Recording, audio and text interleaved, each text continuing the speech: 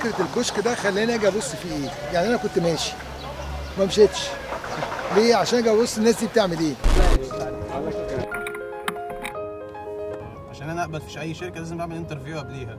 الحاجه اللي اتعلمتها ان انا بلاش اتكلم معاهم بصراحه. يعني انا بحب اي حد اللي هو يعني اي حد بيتكلم بصدق بواقعيه، بيحاول يكون نفسه مش بيحاول يكون اي حد تاني. كون على طبيعتك، حدد افكارك، حدد الاهداف بتاعتك، انت عايز تعمل ايه. انا اكتر حاجه بتبهرني لما الاقي حد عارف هو عايز ايه، مش ايه المتاح قدامه. لازم تذاكر الويب سايت بتاع الشركه، لازم تبقى عارف كويس او انت رايح هتشتغل ايه، لازم تبقى عارف الوصف الوظيفي للشغلانه بتاعتك. اهم حاجه اكتر بكتير، مش بكتير بس اكتر من الخبره اللي عندك اللي انت جاي تقدمها للشركه دي، هو ان انت ازاي تماركت نفسك او تبيع نفسك. يبقى جاهز، عارف يبيع نفسه، عارف يسوق نفسه، بيعرف يتكلم عن نفسه بشكل كويس. مش لازم يكون لابس حاجه غاليه، انما لازم يكون مظهره مهندم ومنظم وملائم للمكان اللي هو رايح يقابله. اي انترفيو بروحه ببدله ما بكسبتش، فيعني كل الانترفيوز اللي رحتها يعني كلاسيك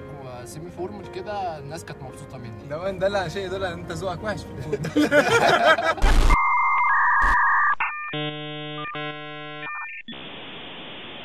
أنا أكتر حاجة بتبهرني في الشخص اللي قدامي إن يكون هو واثق من نفسه. أنت لما بتتوتر هو بيحس بده وبيديك أي سؤال يخليك تثبت مكانك، ما تعرفش تقول أي كلمة. فأنت تبدأ تتوتر، فتبدأ تمسك السي في بإيدك العرقانة، فيبدأ السي في يتكعبش في إيدك، تبص تلاقي السي في بقى بطيخة.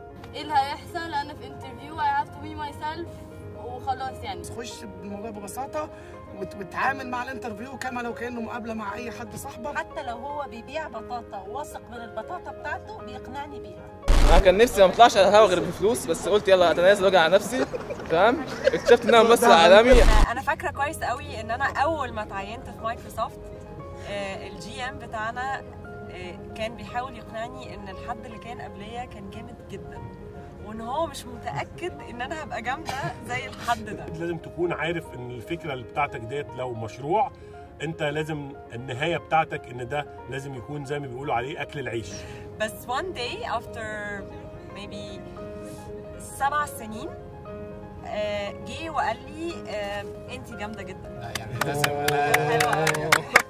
احنا بالنسبه للمواهب خلاص، يعني المواهب كبتت فينا من زمان. يعني أنا ما بلش أكون إنسان على الهامش، أنا ما بلش أكون عايش ومش عايش.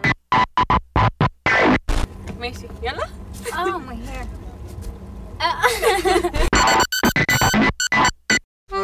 حطينا الكشك ده في الشارع، أي حد ممكن يدخله. بتدي الواحد حريته وكأنه هو قاعد يكلم نفسه أو قاعد يتكلم بيحلم. جوه الكشك سألنا الناس سؤال واديناهم دقيقتين، دقيقة يردوا على السؤال ودقيقة يقولوا أي حاجة في نفسهم، أي حاجة. لازم يكملوا يتفرجوا على فيلم السهرة، الشجرة كنت مرتاح. على فكرة الكشك ده هتلاقيه بيلف في كل حتة في مصر، وممكن تصحى من نومك تلاقيه واقف تحت بيتكم أو في الحتة بتاعتكم. جوه الكشك هتشوف وتسمع فعلا المصريين الحقيقيين.